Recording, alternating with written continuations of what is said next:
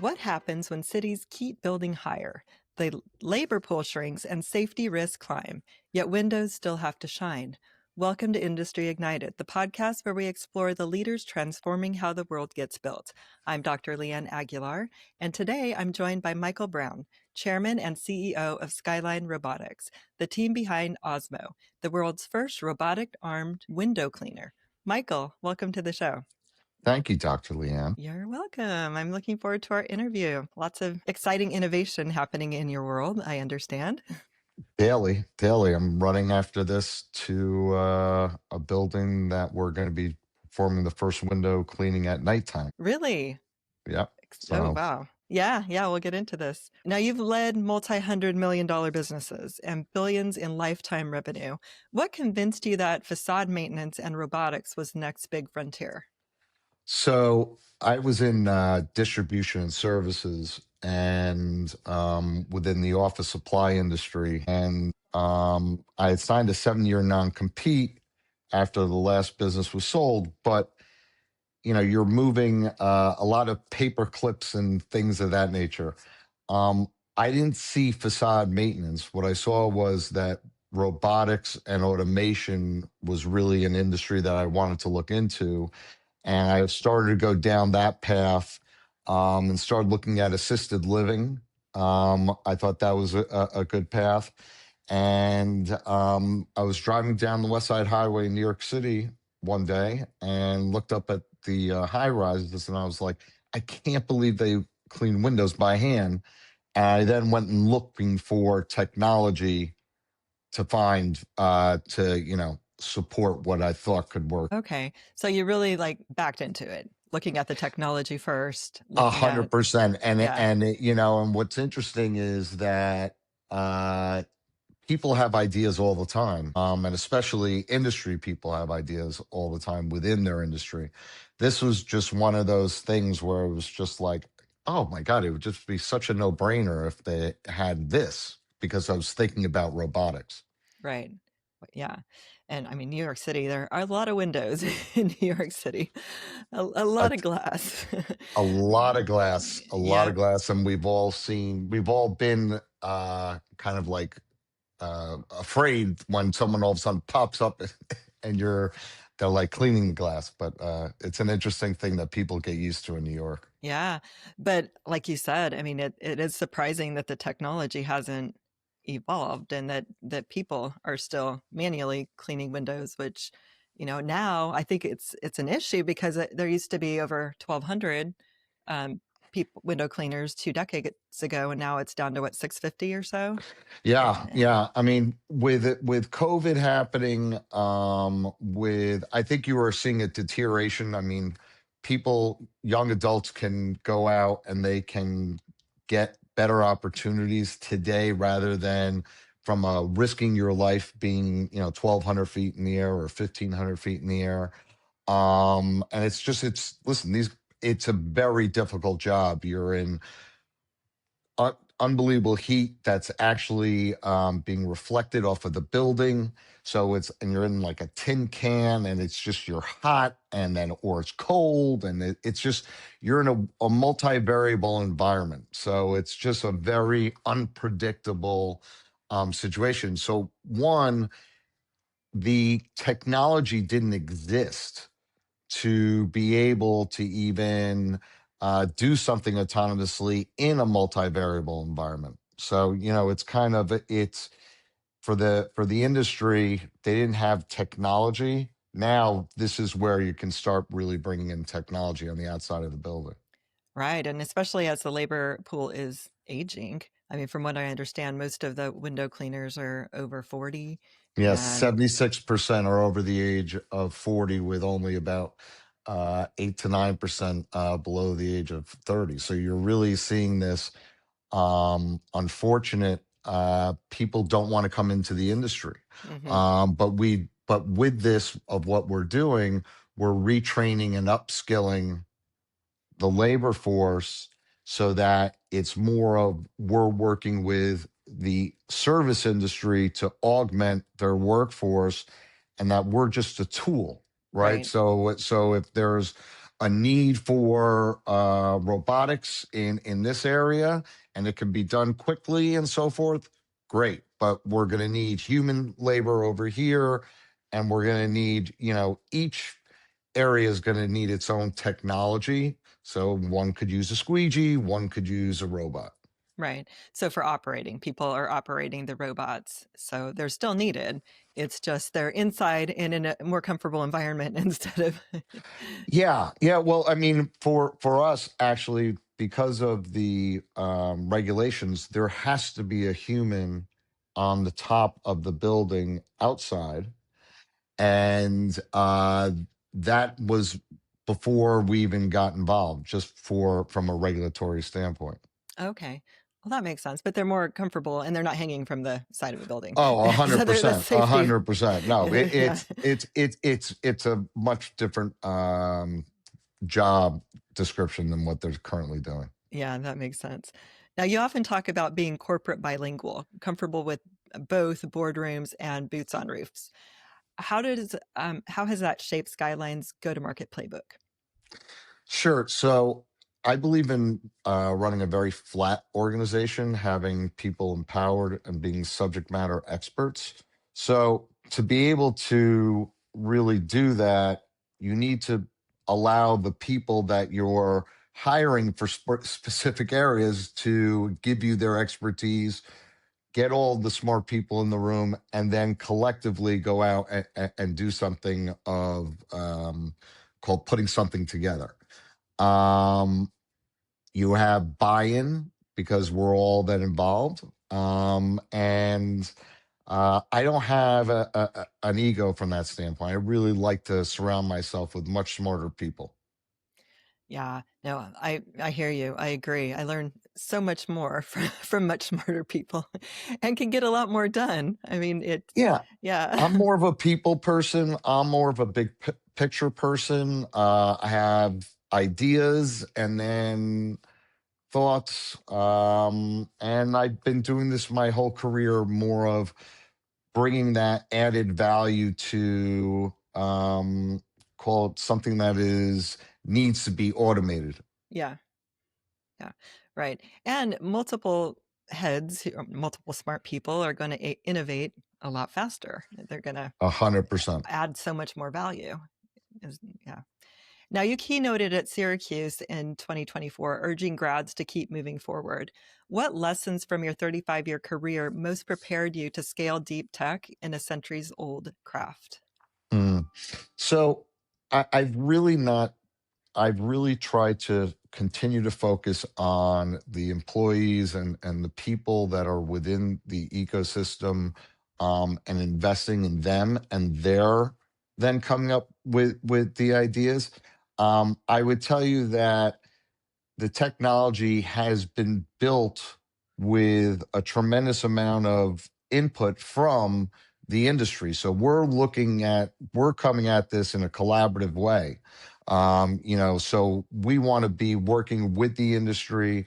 We're looking to redeploy, call it the workforce. So it's really, for us, it's investing time in people, in friendships, in relationships, and in business, because that's really where people feel good about what they're doing. They're empowered, they've invested the time and energy, they're getting, something back in return, and they're a part of something bigger. So I have found that to me, as long as I am trying to invest in people that can work within the people that are working in the industry and saying, hey, you go about this way, what would make your life easier, what would be safer, how would you approach it if I could build you anything from a technology standpoint. And it becomes a product that there's tremendous buy-in by the trade because they've developed it. Yeah, right. So really listening to your customers, really hearing their needs and solving their problems and approaching it, like you said, from a relationship standpoint, so it's not adversarial, so they don't feel threatened. So Yeah, I they, mean, everyone's so afraid of AI and whatnot, but I look at it as a tool, right? As a date. I mean, obviously on the chat GPT type stuff, it's more of a, what I would say, tool reference, but you got to be able to make your own decisions. And I think that humans are just going to have a different role yeah, than what they currently have, and they're going to be given an ability to kind of almost be all on the same playing field, right? Because we're all going to have the same tools, and as it gets rolled out, it will become less and less expensive. yeah. Well, and I think we've already seen that happen. I mean, not just with AI, but in tech with technology in general over the centuries. And there's always a fear that comes up when there's a new, you know, disruptor, let's say, Right. in the marketplace, and there's fear. And of course, industries change, but like you said, there's just new opportunities. Things just look different. You're equipping them with a tool that makes life easier, that helps them have more free time to do other things they'd rather do, probably, even. Right. Yeah, Right. It's just, and it's a lifestyle change, right? So if you know that like you can clean a building at night and your tenants aren't in the building, it's a better experience for them. right. True. Yeah, that's a really good point. So give us the simple version. Like, how does Osmo actually work from rooftop setup to spotless pane? And where do AI, computer vision, and sensors make the biggest difference? Sure. So, I mean, Osmo operates like a robotic arm mounted on the building's existing rigging that's there. So, from setup to cleaning, the system uses AI, LIDAR, computer vision to map every pane, detect all the edges, and apply the exact pressure and path for perfect coverage of cleaning. It's not just automating movement, it's digitizing the precision of how you're approaching the cleaning of the building. Okay. So is it something like a robo, like vacuum, but for windows? I would almost say yes and no. So we've got sense of touch, right? Because you want to make sure we're utilizing a six-axis arm just like a human arm.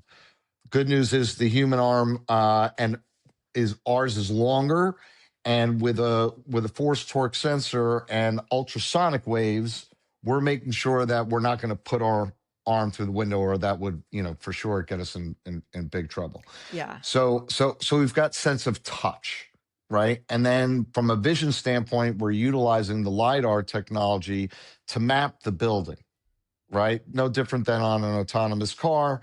You're mapping the building. So we're using LIDAR from that standpoint.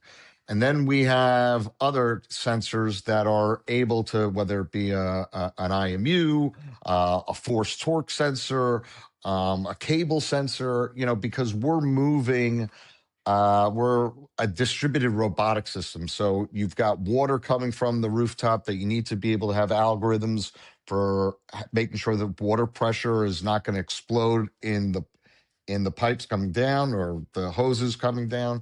And then you've got power and communications that needs to be able to move along a lot of data continuously without having any lapses. So you have a lot of different pieces moving in this. Our hardware, we're agnostic to, so it's all off the shelf except for a Hmm. couple pieces. Because in fairness, I can't be in the LiDAR business.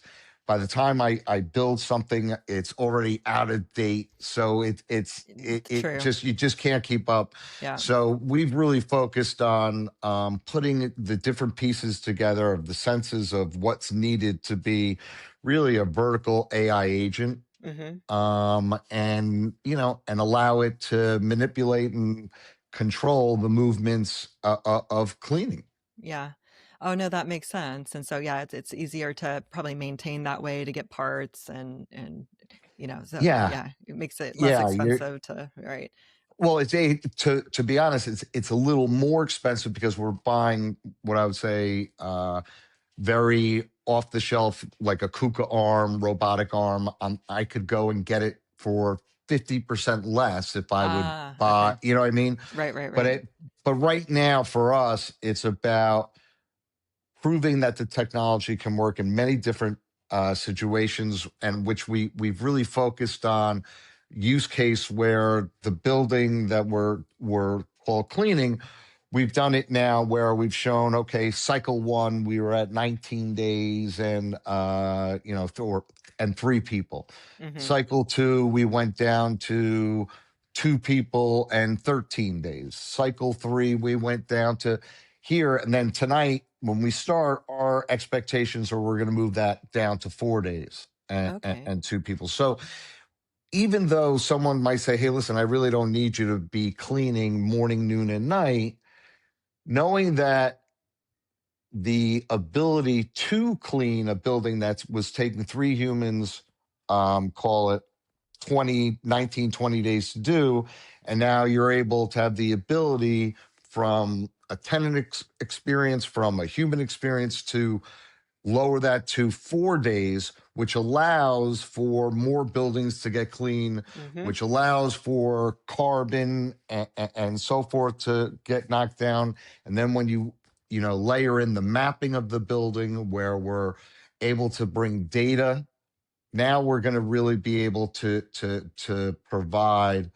an understanding of, quote, your building environment and the infrastructure and the integrity of the facade. All right. So it's a lot more efficient process. You can do it a lot more quickly, and it's more sustainable, is what Yeah, I'm it's hearing as just, well. yeah. I mean, it's from my standpoint, it's a you could have a human is able to clean, let's say, 2,500 square feet within an hour, and the robot is able to do it 4,500 square feet within an hour, right? Mm-hmm. However, the robot can do it 15 hours in a row at 4,500. A human cannot. It's not physically possible for them Right. even for 6 hours to be able to do that type of manual labor where they're going back and forth and back and forth. So Yeah. there's just that repetitive situation that you just can't beat something that just doesn't need a break. Exactly. There's no lunch break, no bathroom breaks. You can keep going, and Yeah. you know. So Osmo is a human operated. It's human operated from the roof, is what you were saying before. And It's human monitored okay, from the rooftop, but okay, it's totally autonomous. It's recalculating. uh-huh, It's using the LIDAR as its path. It's recalculating its movement 250 times every second because it's got to take into account the wind ratio that's happening. Even though you're harnessing the building, mm-hmm, there's still movement. So the arms are acting as counterweights with adding pressure over here while it's moving, then adding a little more pressure over here. So it's figuring things out while it's going on because it's never going to repeat the same, call it, path, even though the buildings like this, the building moves, things move. So right, this is one of those technologies today that is not, you just don't see it prevalent out there to have these outdoor physical AI right. robotic systems that are working. So cool. Yeah, super cool. And so a person is just monitoring it because of regulations, like you were A saying. a And 100%, a okay, 100%. I don't, in theory, I could have it operating. I could be here in New York and the system could be in Timbuktu. yeah, all right. And so your claim is like 3 times faster than traditional teams, and never misses a spot because of the way Yeah, it's we're mapping and cleaning everything. the we're cleaning, and not only we cleaning the windows, but you're cleaning the sills of the windows, right? So you're able to go around and really get in there where normally they would take a squeegee and put it on the glass and avoid the sides. Uh-huh. We're there making sure that top, bottom sides of that are being cleaned. And while we're there, we're scanning that for, what I would call single pane data. Okay. Right. That's so cool. And are there metrics or or what validation is there that the cleaning is happening? I mean, is there like a screen that the Sure. person can watch and see, or Yeah. how does that work? Yeah. So we have a dashboard where one, at least the person at the building can now see where on the building the robot is, which windows have been cleaned, how many hours were they up there. So you now have at least just the basics, because people used to just come in, sign their name, and then they would come out, they'd leave, they'd sign out at a certain time, and that was all the data that you had. Right. Unless they were to send you a note saying, "Hey, by the way, I saw on the 34th floor this window. I took a picture of it. This is broken." So it's taking that type of job and really giving it transparency, right? So now Yeah. we're able to, not only are we telling you where it is, but while we're scanning, we're literally taking video of the whole entire building so that you can look at it from an optical standpoint. We have other cameras that we'll be adding to be able to provide more of a whole 360 on the life cycle from the HVAC, right? So if the HVAC is working because there's air and water coming in through the windows, how do you detect that there is water or air filtration? So because we're so close to the window, you can utilize a hyperspectral camera that finds the silicone seals and then identifies what the erosion rate is. Oh, wow. So now I can say, okay, on the 36th floor, window number 24, you're at a 50% erosion rate on your silicone. So please check your HVAC, how it's running downstairs. And then you start talking about how do you bring this data and incorporate it through the BMS systems so that it can do the analysis to say, okay, how should we be heating the whole building? What kind of sunlight am I getting that's coming against the panes of glass? So, how's that being measured? So, you go into more of a predictive maintenance rather than what's really happened on the outside of the four walls Right. has been what I would say best practice maintenance. Yeah, that is so cool. Right, so it's collecting data that can help inform the entire building The maintenance. environment that's Yeah. being cool, making sure the environment is keeping healthy, right? So if you've got cleaner windows, you've got more sunlight. If you've got more sunlight, you've got less germs. If you've got less, I mean, it's a whole trickle down Yeah. effect. So this is something that, once again, the technology didn't exist. And drones, even though drones can fly, they can't go high enough, nor can they get close enough Mhm. to be able to provide that type of data. Right. Wow, so does Osmo, like, reach every window? It doesn't matter how high? Is there a height It does limitation, it or if the we utilize the rig that's there. If the rig can get there, we're there. yeah. And it meaning, like, if a human can get there, for sure we can get there. Okay, right. And so what does it take to certify and ensure a robot for real buildings, like rigging interfaces, local codes, union workflows, Yeah, weather, it's a process. So we took a chance, and we wanted to get through New York City regulation. So New York City, from a global standpoint, is the most highly regulated market for work at heights. Mhm. And we're a mature market. And I happen to live here, Yeah. and Ross, my partner, lives here, so we know some of the marketplace within the real estate industry. Not a lot, but just through friends and family. And we decided to go through the regulatory approval in New York, and that took 2 years. It took many meetings, going and getting approval to go clean at some iconic buildings in New York, them seeing it, saying, hey, we think you need an e-stop, or so that, for the people, if God forbid something happens, they can hit a button. So there were different Right. things that they wanted to see to get an understanding of, okay, it sounds great, but like we're more interested in what's going to happen to the humans than, this being faster and everything else. So getting that, them comfort, then being able to train the union labor, Hmm. that all, came together to be able to say, okay, yes, we feel comfortable that this technology is going to save lives, it's not going to hurt humans. It's a collaboration. If God forbid someone were to touch it, it would automatically stop. Yeah. And so a lot of this we had to build out as the regulators were like, hey, even though it's up top and there's no humans, what happens when you move it? Aren't you? So we had to build what they call an air skin, which is like what a cobot is. But there is just a lot of different things.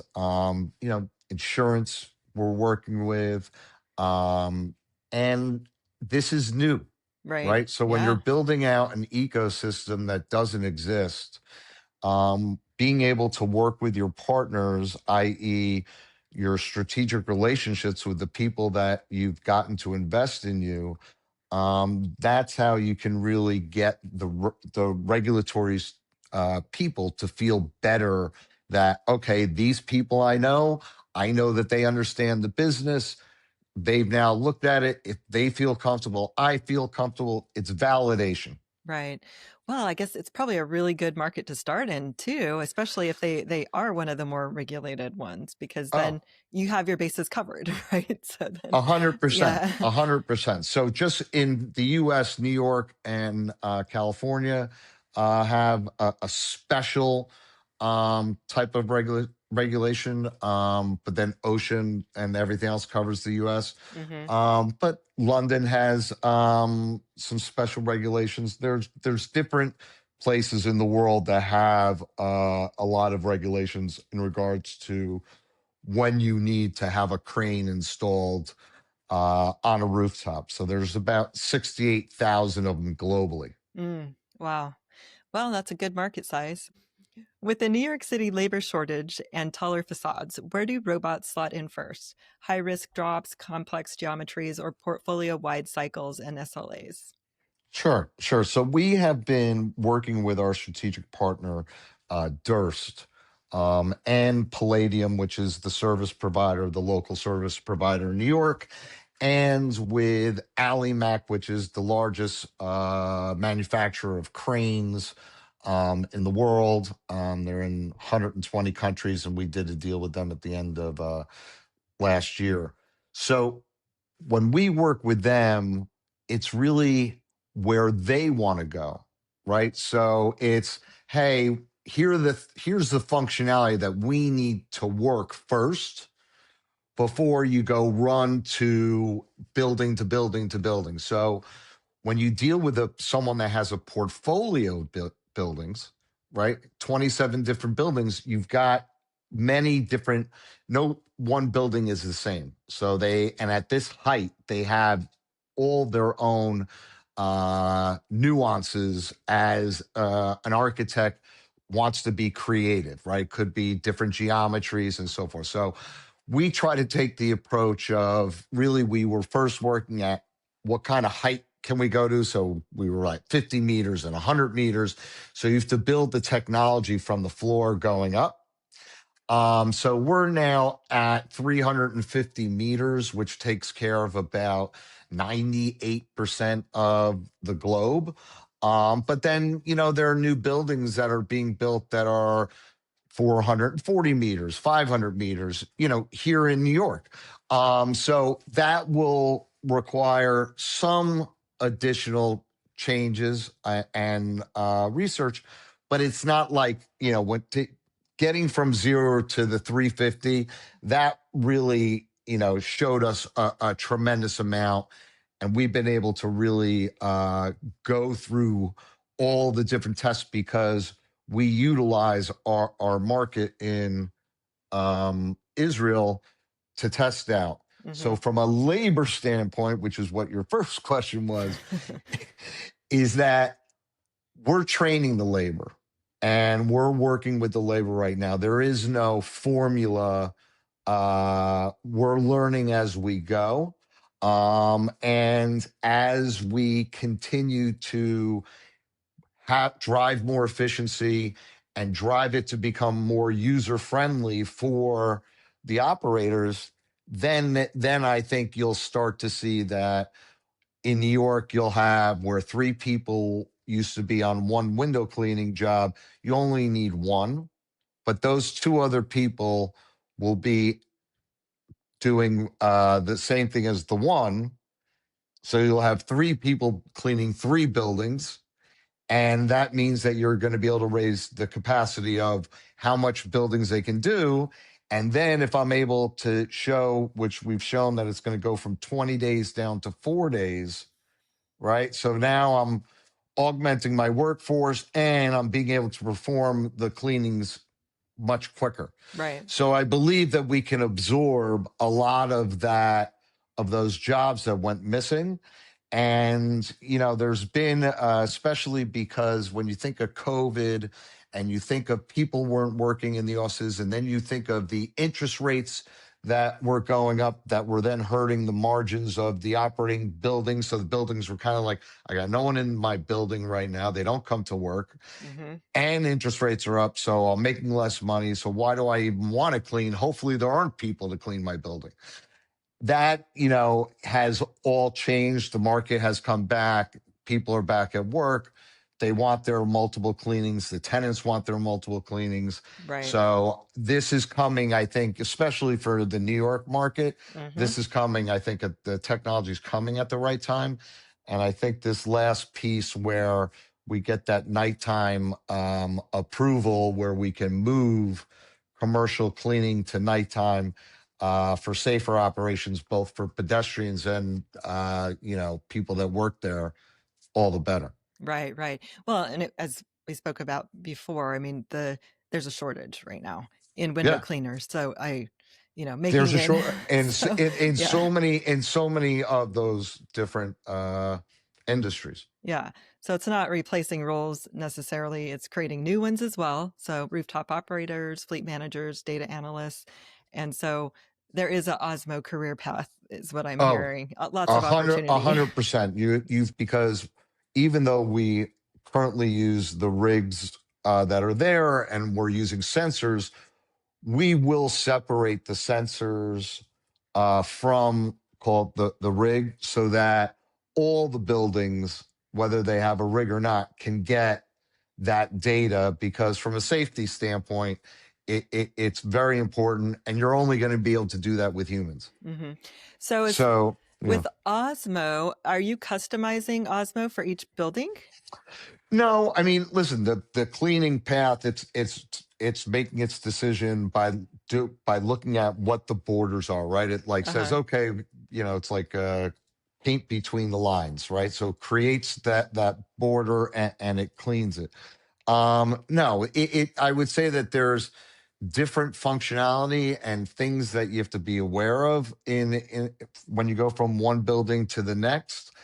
Different size sills. There's a lot of different nuances, but that is all being thought through by the different sensors of touch and feel on sight and being able to say, okay, this is a triangle. I need to be able to do this type of movement.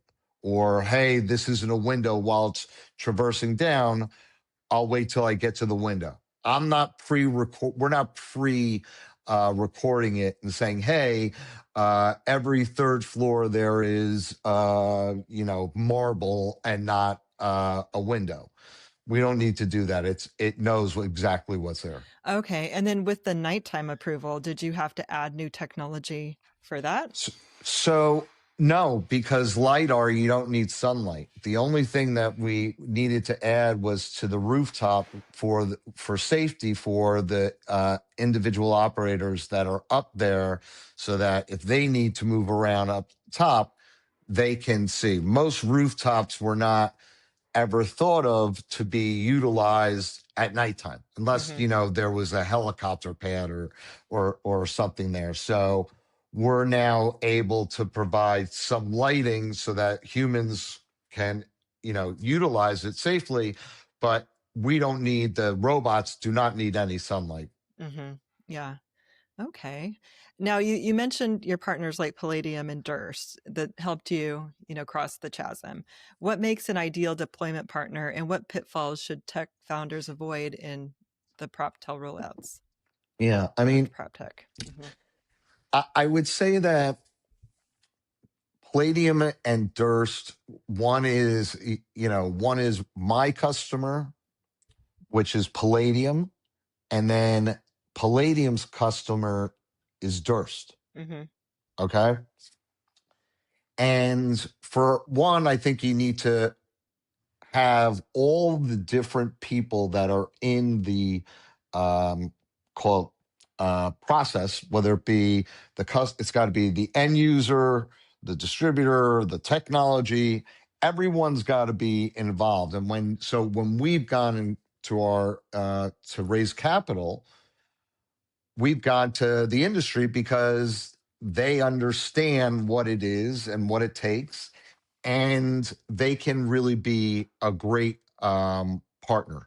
So they're all invested into the process. So if I were looking to deploy technology, I would make sure I have invested parties that are in each channel of the process, Mm-hmm. so that you can have people want to make this successful. Right. And I think you want to, I would tell you that independent companies are traditionally better to work with because you want to work with the C-suite. If you're working with yes, it would be great if I could work, if I was working with JP Morgan, if Jamie Dimon, I could say, hey, Jamie, I need to do this.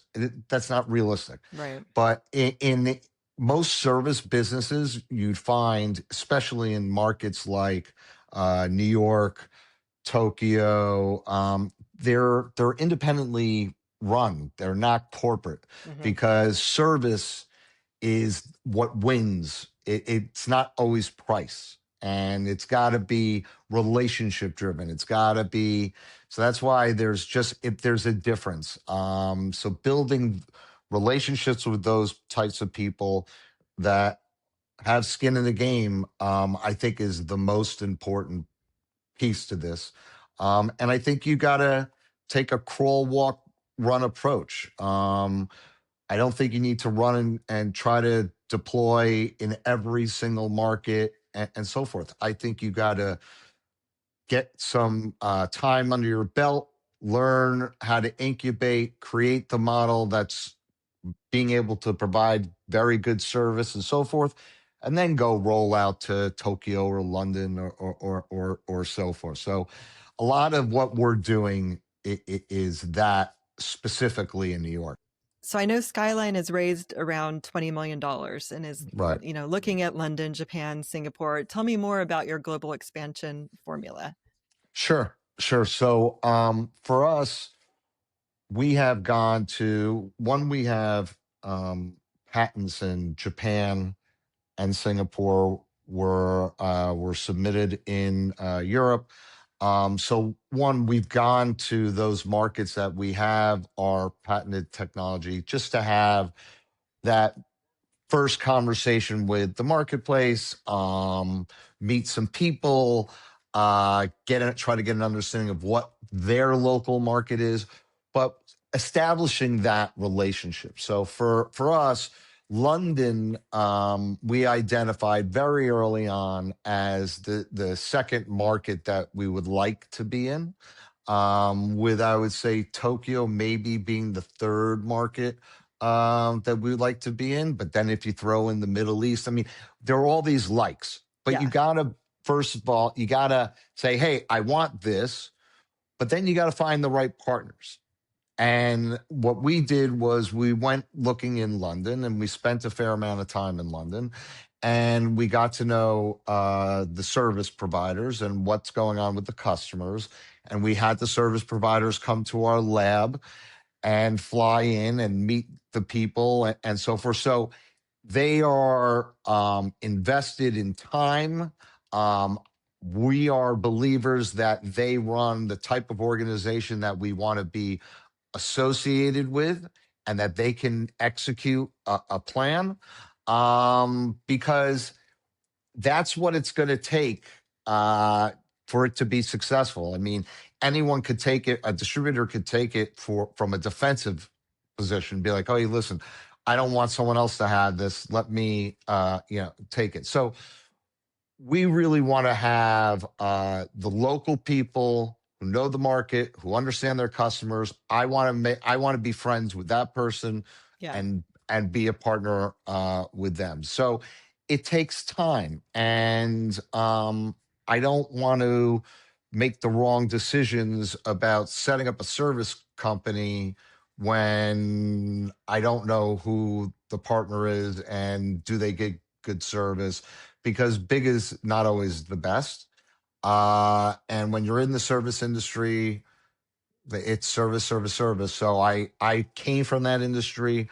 I'm now that what I would call the wholesaler to the real estate business services industry, and we're going to support them while their workforce is being augmented with robotics, because it's not just in my area, it's in the janitorial within inside the building. There are many different ecosystems of robotics happening today. So this is just the first time that we're going to join in, and that's got to be Yeah. through that lens of partnerships and understanding the ecosystem. Yeah, and that makes sense, especially, I mean, with new technology, you've got to find the right partners that will help you implement the technology, respect the technology, and if there's got to be that trust and relationship in order to for that communication to, go both ways. So if there is a breakdown, if something's not right, there's that Yeah, and if communication. you're a startup, you know, people move slowly comparatively speaking. Hmm. Okay. Right. They have their business already. They're already, they're like, hey, listen, you're a small little, enhancement that I'm investing in trying to make it better.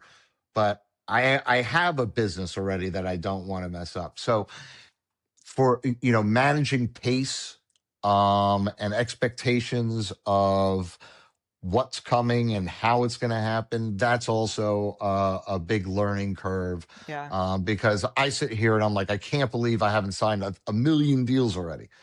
This is like the biggest no-brainer in the world. Yeah. I've got physical AI, saves lives. It does this, and it's like, I'm sitting here, $100, please, but it really, it's getting there. And we've been able to build the credibility. And obviously, when you see, people within the industry investing and wanting to be a part of it, you start to get more and more credibility. Well, right. And I think people want to see that proof of concept first, Oh, especially when there's have to. something new. And when did you first deploy Osmo? So Osmo started to being deployed, I want to say in 2019, going out and cleaning buildings. But it went from a robotic arm that it was like, in my opinion, was like smoke and mirrors. Hmm. What didn't have AI really behind it. It wasn't autonomous. It wasn't making decisions. It was being preloaded. So until that got called, integrated and functioning, what is deployed, what isn't deployed. But so I would say that we were kind of, when we went in 2024 to DURS for the first time for the cycle to get approved by the regulators, I would say that that was the moment of, okay, you're ready for deployment, Hmm. and that really, you got regulatory approval. Yeah. And until you get regulatory approval, you could be, Houdini, doesn't matter. So the regulatory approval, I think, at the end of the year was very helpful. I think that the deployment, now that we've We'll have done both daylight and nighttime. I think that. I think the fact that we're showing all of our results on the same building each time, so it's apples to apples, is Mm-hmm. important. So it's trying to be able to provide metrics that an investor or a dealer or someone can say, okay, I see now what you're talking about. I see that it went from Yes. X to Y. I see that it's safer. I see there was operational efficiency. I see there was cost savings. I mean, so Exactly. Yeah. it's building that story, Mm-hmm. um, and it's being able to replicate it once you have created it, um, to the liking of all the different stakeholders in what we're doing. Yeah. So you had the different iterations. You had, I mean, the technology has evolved over those years, and then you have the regulatory approvals and stuff. So sounds like you're very well positioned for Yeah, moving and by forward. the Yeah. way, yeah, from our standpoint, and that's just on the existing built environment. When you really look at new construction, being able to the deal that we did with Alimac to be able to have an integrated BMU being delivered to your building once it's completed, and you in theory don't need any type of human interaction for being on the facade and putting them in harm's way. That to me becomes even better, so that you can really give, because these assets are only getting more and more expensive and taller and Right. bigger and in Mm-hmm. harder work environments. I mean, if you think of the GCC, that market we very much like, as an expanding market for new construction, and there it's very hot, Yeah. and being able to clean at night when you're dealing with robotics Yeah. can be a real help, Yeah. Yeah. because electronics don't like very hot weather Right. or sand or dust. Yeah. No, I think your value proposition is extremely clear. And like you said, I think it just had to get to a certain point and we'll probably like snowball at some point, just kind of like I, take off. I'm hoping we become ubiquitous like Kleenex. Yeah, absolutely. So where else does Osmo's core technology, extend to? Like maritime hulls, ag spraying, construction washing, like Mm. what other possibilities are in store for So Osmo? so in the beginning of this, I started thinking about, oh, we could go here, we could go there, and then luckily Ross was like, we need to focus and let's just get the window cleaning done. Yeah. So we're very focused on this vertical market. However, we see maritime being a tremendous called sister market, for the technology, because one, they're using scaffolding just like we're using scaffolding here. Two, it's a monotonous type cleaning, whether it be power washing or whatnot. So when you look at dry docking, for instance, of all these containers, they're spending millions and millions and millions and millions of dollars to have these brought in. They're there for 60, 90 days, and it could cost them 60 to $100 million to have the whole thing clean. Wow. So if you can knock that down by 50%, Yeah. it's a home run. Yeah. Window cleaning doesn't have those types of dollars. However, this is where the technology was. This is where we started to look into, um, and to uncover and approach the industries in a collaborative way. You got to really invest your time and resources in living within that ecosystem, going to the understanding the trade, where everyone's thinking, where they're going, because in real estate, when they're building things, they could be starting in 2012, and between going through all the process of land leases and environmental and getting approvals and getting this and getting, it might not be built for like 13, 14 years. True. So, and it takes probably 3 to 5 years to build a building Mm-hmm. today. So, and technology changes over that time period. So you can't try to take the technology and have it be a fix all for everyone unless you understand what that industry really needs. Yeah. When it's a B2B type thing, if it's a mass market where 94% of the people are using, a toilet paper that has 500 sheets, I don't need to go reinvent that. Mm-hmm. Right? Yeah. Weird analogy, but I get it. Yes. So, Michael, finally, big picture, what does a robot human city look like in 10 years? And how should leaders prepare workforces and policies for a safer, more automated skyline? yeah, I think that you're going to see still that the physical world is not going to be inundated, I think, with all of these different humanoids and so forth outside in the outdoor environment. I think you'll see some automation out there, but I think what you're going to see is there's going to be a realization, which is kind of what we have gone through ourselves, that this isn't about replacing people. This is about changing the quality of life, taking risk and providing safety, creating a better urban environment where there is, cleaner air, better water, and a better experience for that living situation so that people are being taught how to be, whether it be a doctor or that type of professional, um or just something else, but there are just so many things that have had to be done because they're needed, Right. and they're just better ways. And I just think it's a better quality of life. And I think that it can be done collaboratively. I think people need to understand that these are tools to be used.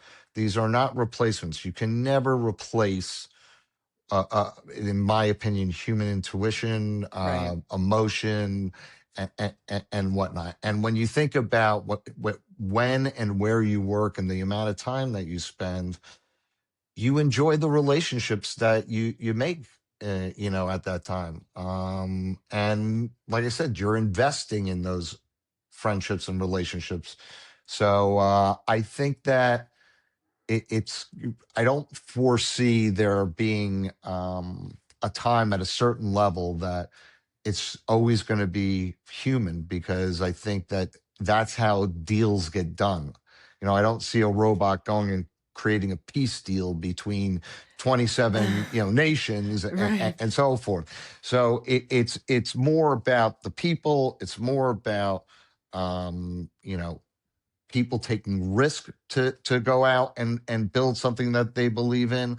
Um, and yeah, so I think that I'm excited about where the technology is going on a global scale. Mm-hmm. I'm hopeful that it will be rolled out and allowed to be utilized.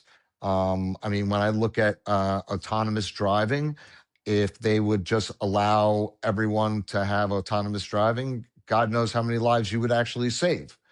So, people like to look at it like, oh my God, there were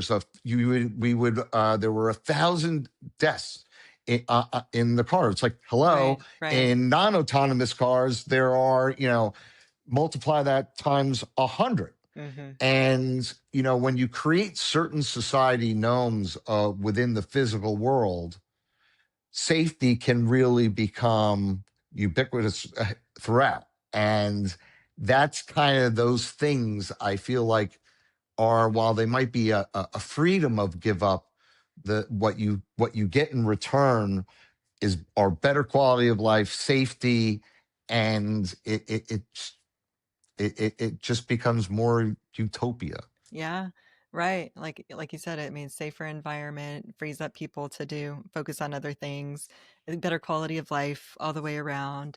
And it's just getting used to the technology. It's like you said, timing as far as regulations policies catching up with Yeah, it's technology. just like Yeah. it's just like, wouldn't it be great if you ever saw like Benjamin Button, the Yeah. movie, where Yeah. here we are, we all work so hard, and then when we finally make enough money, we retire. We can't even move to get up a mountain or move to go, on all these great vacations, and it's how do we create to live our lives when we're younger more, and then as we get older and wiser and have more wisdom, be able to do the quote monitoring and advising, because we can't move anymore like we used to do. Right. Yeah. Now it is ironic. By the time you can Yeah, enjoy life, it's like, yeah, passed you by. that's right. Well, Michael, thank you for joining me today. It's been super interesting and insightful to learn about Osmo and Skyline Robotics and how you're reshaping the future of building maintenance and automation. I'm super inspired and really look forward to watching Osmo, you know, appear on all the building facades around the world. And Doctor, thank you. Really enjoyed the conversation. As I think I said prior, I like went off on a tangent, maybe a little, but really enjoyed it. And I wish you luck, and hopefully we'll have a really good cleaning tonight, and you'll hear about it in the news soon enough. I hope so. Awesome. And for listeners who want to learn more about you and Skyline Robotics, where can they find more information? Sure. I'm on LinkedIn, Michael Brown. We have LinkedIn for Skyline. But if you go to skylinerobotics.com, you can, see what the product is and, our journey. And if you were to go to, I think it's the allymacgroup.com, they're one of our strategic partners in the integrated BMU for new construction. And they have the exclusive and have really been working with us putting this all together. All right. Well, great. To our audience, thanks for tuning in. Be sure to follow and subscribe so you don't miss the next episode of Industry Ignited. And until next time, stay bold, stay curious, and keep igniting industry.